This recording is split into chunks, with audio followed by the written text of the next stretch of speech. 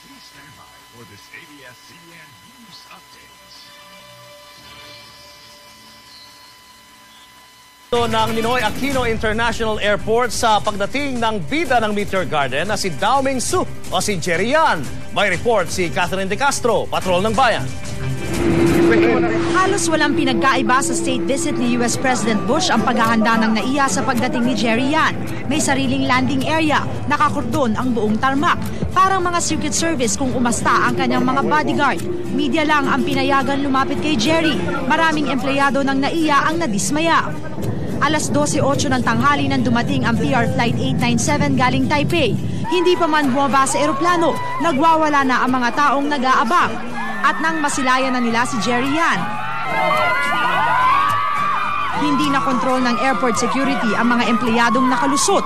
Sa lakas ng buhos ng ulan, hinatid na lang ng sasakyan si Jerry sa nag-aabang na helicopter. At kahit pa nasa gitna ito ng dalawang bodyguard, kumaway pa rin siya sa mga tagahangang matyagang naghintay sa kanya sa kabila ng malakas na pagbuhos ng ulan.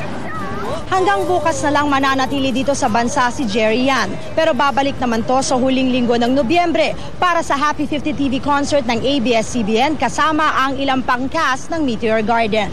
Hanggang bukas na lang mananatili dito sa bansa si Jerry Yan. Pero babalik naman to sa huling linggo ng Nobyembre para sa Happy 50 TV concert ng ABS-CBN kasama ang ilang pang cast ng Meteor Garden. Hanggang bukas na lang mananatili dito sa bansa si Jerry Yan. Pero babalik naman to sa huling linggo ng Nobyembre para sa Happy 50 TV concert ng ABS-CBN kasama ang ilang pang cast ng Meteor Garden.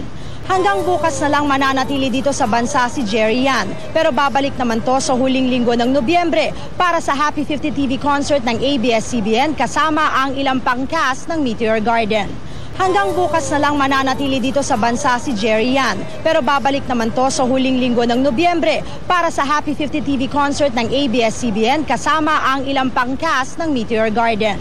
Hanggang bukas na lang mananatili dito sa bansa si Jerry Yan. Pero babalik naman to sa huling linggo ng Nobyembre para sa Happy 50 TV concert ng ABS-CBN kasama ang ilang pang cast ng Meteor Garden.